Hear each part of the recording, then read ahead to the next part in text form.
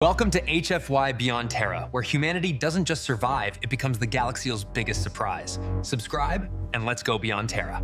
The first thing the Concord station learned about humans was that they arrived carrying too much. The second thing it learned was that they didn't think it was too much. Dock 7 was dressed for ceremony hovering ribbons of light, floating banners printed in a dozen scripts, a welcoming platform calibrated to universal comfort. Diplomatic aides stood in lines that looked practiced, symmetrical, and safely distant from anything that might sweat. When the airlock cycled, everyone expected a delegation.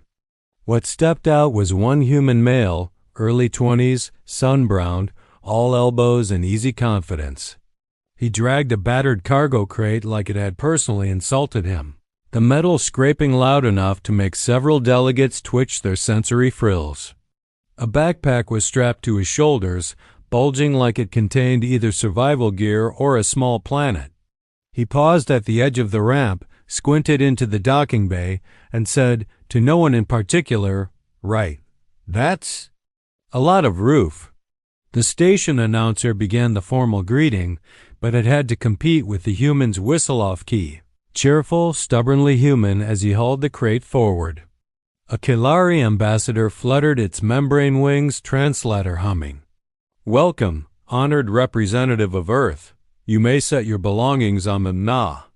"It's fine," the human said, and then, with one hand, he lifted the crate and thunked it onto the provided hover cart. The cart dipped. Its stabilizers squealed. A warning light blinked in a language no one in the crowd spoke.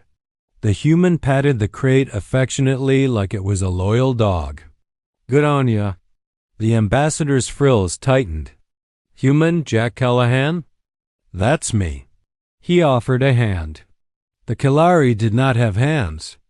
It had delicate sensory tendrils, designed for courtship and art and fine motor detail, not the grip of a mammal from a heavy-gravity death world. The ambassador hesitated, then brushed Jack's knuckles with one tendril as if touching a dangerous artifact. Jack beamed. "Nice to meet you, mate." The ambassador's translator struggled with mate, defaulted to bonded social ally, and automatically updated the diplomatic relationship status to unexpectedly intimate. That was the first misunderstanding. It wouldn't be the last. One gravity, or lack thereof, Concord Station's gravity was set to a gentle standard. It made most species comfortable, and it kept the station from snapping visiting spines. Jack stepped off the ramp, took 2 steps, and stopped like he'd walked into a puddle. He frowned, bounced once on his heels, and looked down at the deck plating as if the station had personally let him down. "Is the gravity on holiday?" he asked. The aide assigned to him, a thin, nervous Avori named Sully, fluttered her downy crest. "It is calibrated to universal standard. It is not defective." Jack did another bounce. The deck creaked. The hover cart wobbled like it was reconsidering its life choices. "Feels like the moon," he said, and then, as if to prove a point, he hopped lightly and caught himself on the overhead rail with one hand. His feet swung forward in a lazy arc. He looked absurdly comfortable. Sully stared. "You? You are enjoying the reduced gravity." Jack shrugged. "Back home the planet tries to kill you with gravity. This is like being hugged by a polite cloud." Sully's translator flagged "Planet tries to kill you" and opened a hazard report. Jack hopped down and started walking with the loose, rolling gait of someone who had been born under crushing weight and had learned to make friends with it. Every movement carried a little extra power, like the station was too small for him. The nearby students watched, murmuring through translators. "Is he military?" "No, he is young." "Then why does he move like a predator?" Jack heard none of it. He was too busy reading the station signs, grinning at the different scripts like a tourist, and occasionally tapping a wall panel as if expecting it to purr. Sully tried to do her job. "Human Jack, your schedule includes orientation, cultural briefing, dormitory assignment, and a nutrition compatibility assessment. Jack nodded. Beauty, where's the coffee? Sally blinked. The what? Jack sighed like a man asked to explain air. Never mind. 2. The dormitory myth. The exchange dormitory on Concord Station was famous for being calm. It was engineered for peace. Neutral lighting, sound-dampened corridors, adaptive privacy fields, common rooms designed to minimize territorial instincts. Jack's room was standard, clean, functional, a bed that adjusted for spine shape, a hygienic unit that promised to reduce biological waste with dignity. Jack dropped his backpack onto the bed. It sank like it had been hit by a meteor. Sally flinched. You? Carry dense materials. Yeah. Jack unzipped the bag and began unloading. Out came a folded tarp, a coil of rope, a compact lantern, a multi-tool, a tiny first aid kit. All reasonable. Then came a thick roll of duct tape. Then 2 more rolls. Then a battered metal thermos with dents like it had been in combat. Then a packet labeled snakebite kit in block letters. Sally's crest rose. Are there snakes on your planet? Yeah, heaps, Jack said casually. You just don't fuss. You watch your step. Sally made a sound that could have been a prayer. Jack placed a small object on the desk, a smooth stone, polished by water, with a little grin carved into it. What is that? Sally whispered. Jack smiled. That's Steve. Sally stared at Steve. Steve's lucky, Jack explained. Sometimes you need luck. Sometimes you need a rock with a face. Don't judge. Sally did not judge. Sally updated the hazard report. Humans anthropomorphize minerals. Unknown implications. Jack then produced a small container of powder. Sally leaned back. Is that medication? Jack shook it. Vegemite. Sally's translator didn't know the word. It defaulted to fermented nutrient paste. Sally paled. Jack grinned wider. Wanna try? No. Fair. He opened the thermos, inhaled, and looked briefly, very briefly, like he'd found religion. Ah. Sally watched the human sip the dark liquid. Something about his face changed. His shoulders loosened. His eyes sharpened. He seemed more present in the room, like the coffee hadn't just woken him. It had armed him. Sally swallowed. Human Jack. What does caffeine do to you? Jack shrugged. Makes me civil. Sally decided she would never, ever see what he was like without it. 3. The cafeteria incident. It started as a normal day. Jack followed Sally to the communal nutrition hall where foods were categorized by compatibility and potential toxicity. Holographic tags hovered above trays. Safe, risky, do not eat. Only if you are made of rock. Jack wandered the lines like a man browsing a market. What's that? He asked, pointing at a bowl of shimmering purple cubes. Sally hesitated. That is a mononutrient gel. It is. Very salty. Jack took one, chewed thoughtfully, and made a face like he'd been betrayed. Tastes like the ocean's angry cousin. Sally's crest drooped. You do not like it? Nah, it's all right. Jack grabbed another anyway. Be rude not to. He loaded his tray with a bizarre mix of species-friendly items, plus a small portion of something labeled meat substitute for mammals. He was halfway to the beverage dispensers when 3 Zarthaki students stepped into his path. They were tall, jointed, and sharp in ways that made other species instinctively lean away. Their mandibles clicked when they were amused. Their forelimbs ended in blade-like appendages that were technically ceremonial but looked like a promise. Jack stopped and raised his eyebrows. GJ. The lead Zarthaki tilted its head. Human, you occupy our feeding zone. Jack glanced at the floor markings. A faint colored line indicated group seating. Jack shrugged. I'm just getting a drink.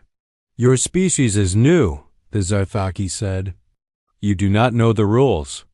Jack squinted at the alien like he was trying to decide whether it was joking.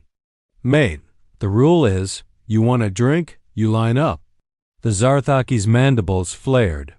Jack's translator rendered something that approximated. You have challenged my dominance in public. The cafeteria went quiet. Nearby students froze mid-bite. A security drone floated a little closer, lights shifting to alert yellow. The station preferred diplomacy over violence, but it also enjoyed not being sued. The Zarthaki leaned in. Humans are soft. Your skin has no armor. Your claws are absent. You are. Jack sipped his beverage. The label read non-toxic, mostly. He winced, then smiled anyway. You're right. I'm soft. Like a brick wrapped in a towel. The Zarthaki didn't understand the metaphor. It understood tone. It clicked, stepped forward, and raised a blade. Jack didn't step back. He stepped in. The first strike came down. Jack caught the limb with one hand casual, almost bored. His fingers wrapped around hard chitin. The Zarthaki jerked, surprised by resistance. Jack twisted. Not violently. Not dramatically. Like someone turning a stuck lid. The Zarthaki's balance shifted. Jack used its momentum, pivoted, and flipped it over his hip. The alien hit the table with a thunderous crack. The table shattered. Trays flew. Nutrient paste splattered the ceiling in a constellation of shame. Silence. Jack blinked, looking down at the sprawled Zarthaki like he'd accidentally knocked over a chair. Oh, sorry, mate. The other two Zarthaki froze, mandibles half open. Jack crouched beside the fallen one, gentle as anything. You right? The Zarthaki made a strangled clicking noise. Jack nodded sympathetically. Yeah, fair. Security drones finally surged forward, not to attack Jack, but to separate everyone from the human who had just rearranged furniture with an apex predator. The head of station security arrived moments later, a stern Quran with armored plating and the expression of someone who had seen too many minor misunderstandings.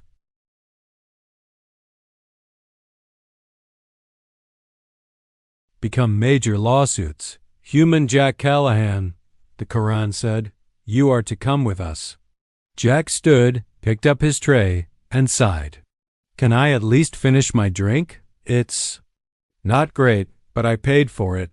The Quran stared at the Quran's translator hesitated, then quietly flagged the human for possible insanity. Point 4, cultural briefing, human edition the next day. Jack sat in a briefing room with a dozen officials and one very tired celly.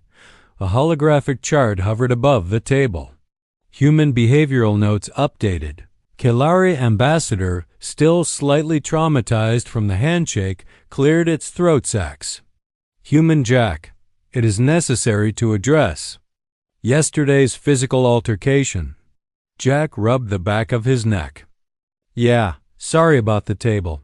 Not the table, the ambassador said, frills tight. The Zarthaki. Jack blinked. He swung at me. The ambassador paused. Yes, Jack spread his hands. Well, that's on him, isn't it? A long silence. Selly coughed delicately. Perhaps. We should explain to you that some species interpret direct refusal as a dominance challenge. Jack nodded thoughtfully. Right. He leaned back. So if someone tells me to move and I say no, they think we're having a fight? Correct, Selly said. Relieved. Jack exhaled.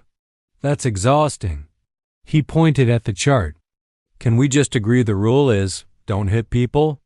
The room went silent again. The ambassador's translator tried to process the radical concept of not hitting people as a social baseline. Selly bravely said, in many cultures, violence is a form of communication. Jack stared in horror. That's the dumbest thing I've ever heard. Several officials looked faintly insulted. A few looked like they were reconsidering their own civilizations. Jack clasped his hands. Look, I'm not trying to start drama. I just want to learn stuff, meet people, maybe not get stabbed in the lunch line. The Quran security chief studied him. Your reflexes were abnormal. Jack shrugged. I played footy. Sully's crest rose. That is, a sport. Yeah, Jack said. With rules. The Quran's eyes narrowed. A sport that teaches you to throw armored predators across tables. Jack smiled. Pretty much. Sully decided not to ask what footy was. 5. The wilderness simulation every exchange cycle ended with a bonding exercise. A survival simulation on an artificial planetoid. Controlled weather. Harmless flora. Mild predators. Emergency extraction guaranteed. The council believed shared adversity. Encouraged understanding. Jack believed it sounded like a holiday. He was assigned to a mixed team, Sully. A scholarly Mullen named Prax, soft-bodied, brilliant, anxious. 2 avian traders who introduced themselves as T.I. and Ren. And a Zarthaki named Kesh, who kept its distance like Jack might be contagious. They were dropped at dawn. The sky was pale and unfamiliar. The air tasted faintly metallic. The terrain was rocky, with low shrubs and strange twisted trees that looked like they were trying to escape the ground. Prax immediately panicked. We must locate shelter, establish water, avoid predators. I fluttered. I have read the survival manual. Ren peered around. I dislike this. Kesh clicked softly, blades flexing.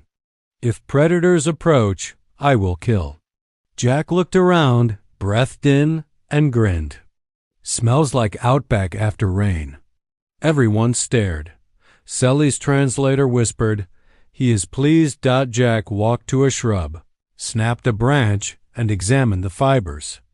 We've got rope material. Nice. Prax quivered. You can tell that by sight? Jack shrugged. You just look.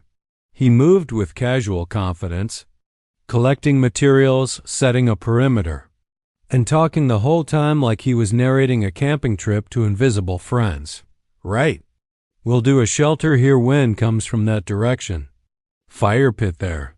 Water runoff down that slope. T.I. whispered to Sully. He has not consulted the manual. Sully whispered back, I suspect he is the manual. By midday, they had a shelter. Not a flimsy emergency lean-to. A sturdy, angled structure with reinforced supports, woven branches, and a roof that shed water. Prax stared at it like it was magic. How? Jack wiped sweat from his brow. I had scouts. Ren blinked. Your species trains juveniles for wilderness survival? Jack nodded.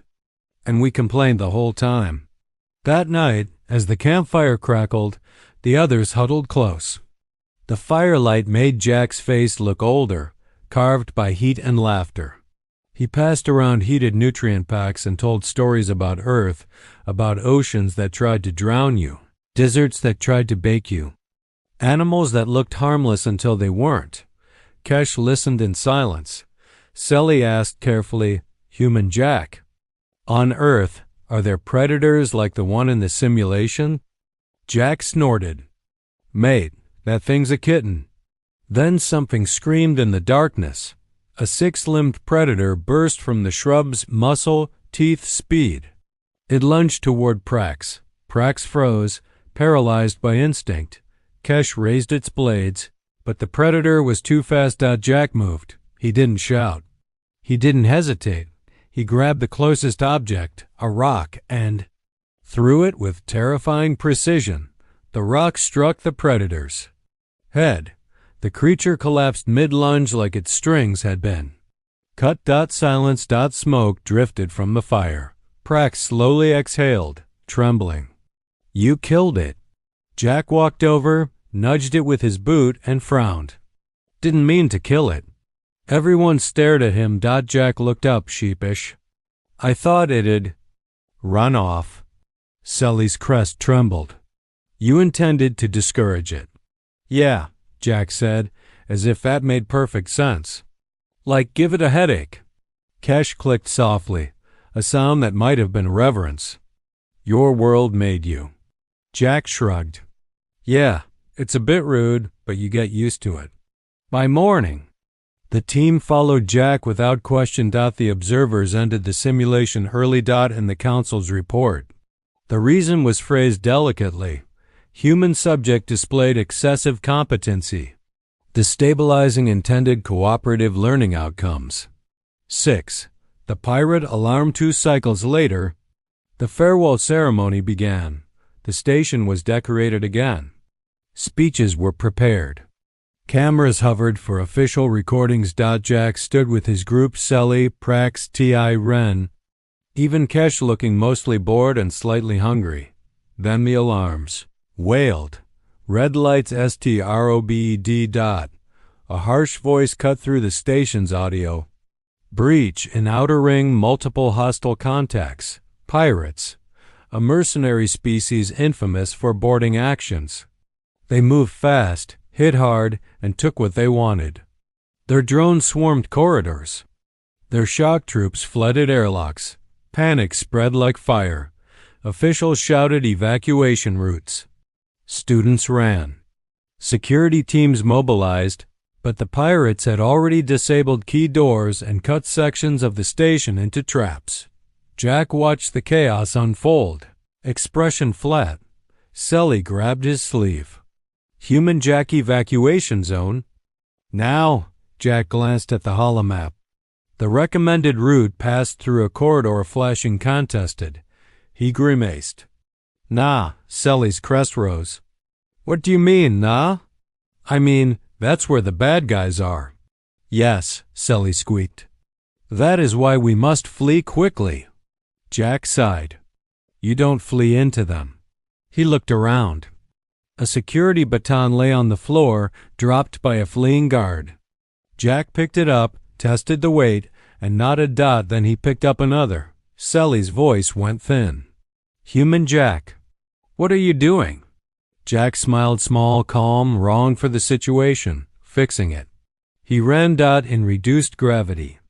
A human sprint is a nightmare. Jack launched forward in long, powerful strides, using handholds and walls, moving like the station was a playground.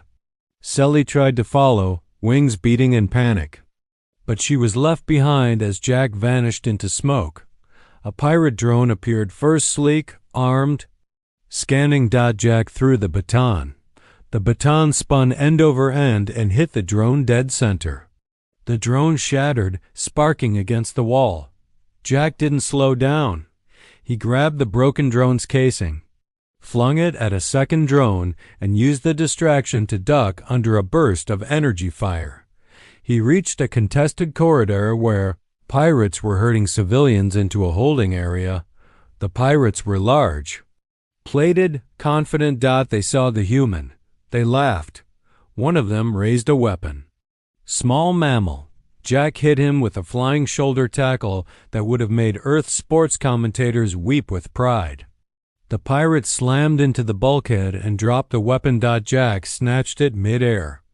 The corridor filled with noise shouts, blaster fire, civilian screams. Jack moved through it like a storm. He didn't fight like a trained soldier. He fought like someone who had learned, somewhere deep in his bones, that panic was optional and improvisation was life. He used walls as cover. He used gravity, or the lack of it, to launch himself into angles the pirates didn't expect. He disarmed one, shoved another into a door frame, and kicked a third's knee sideways with the casual cruelty of a man stomping a stubborn door. Security teams arrived to find pirates already down. They found Jack near the end of the corridor, breathing hard, knuckles bruised, shirt torn, hair messy. He was sitting on the floor, back against the wall, sharing a water pouch with an injured guard. When the Quran security chief approached, armor scorched, weapon raised, Jack looked up and smiled. "Good scrap," he said. Like he'd just finished a friendly match, the Quran stared. "You engage them alone." Jack shrugged. Didn't feel like letting them win. Behind the chief, surviving pirates, those conscious enough to understand what had happened, slowly lowered their weapons. They surrendered without being asked, because they had learned something the galaxy did not teach in manuals. Humans from high-gravity worlds did not see danger as a stop sign. Sometimes they saw it as a problem to solve. Sometimes they saw it as entertainment. 7. The lesson: the council convened an emergency session that same cycle. Humans were reclassified, not as new members, not as fragile diplomats. They were labeled environmentally adaptive combat generalists with recreational resilience. Jack was offered commendations, honors, a permanent advisory role, an apartment with heavy gravity settings, access to caffeine supplies for life. He declined. "Uni starts back home," he said. "Mom'll kill me if I'm late." Sally hovered nearby, eyes wide. "Human Jack, will you return?" Jack grinned. "Maybe. This place grows on you." Prax, still nervous, asked, "Do all humans behave as you do?" Jack considered that. "Nah, plenty of humans would have panicked." He tilted his head. "But I'm Australian." The translator did its best. It rendered the word as human subtype. Problem-laugher. Jack slung his battered backpack over one shoulder, patted the cargo crate like it was family, and gave the station a casual salute. "Cheers for having me," he said. "Try not to get boarded again. Bit of a hassle." Then he walked into the departing shuttle like he'd never once been afraid. Epilogue. A new warning in the cycles that followed. Concord Station changed. Security protocols improved. Boarding defenses were reinforced. Cultural briefings were updated with an entire chapter titled Human Variants. Do not provoke, and at the bottom, in bold, a special note. Australian humans may appear relaxed. This is not a safe indicator. New exchange students whispered the story in dormitories. About the human who complained the gravity was too light. About the time a predator got flipped through a table. About the survival simulation that ended early because the human made it look like a holiday. About the pirate attack where the human smiled. And the galaxy learned an important lesson. Just because someone is calm doesn't mean they're harmless. Sometimes it means they've lived their whole life on a planet that tried to kill them, and losing their temper is the only time they ever felt truly at home.